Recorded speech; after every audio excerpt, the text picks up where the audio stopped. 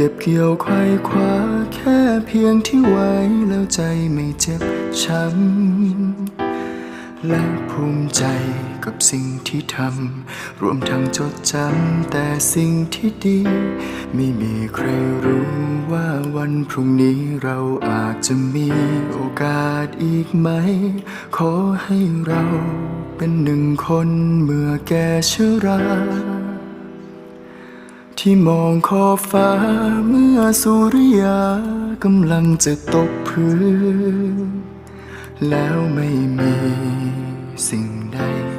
ติดอยู่ในใจที่เคยหลงลืมทำได้เพียงแค่ยืนโบกมือให้กับความหลังที่มันงดงาม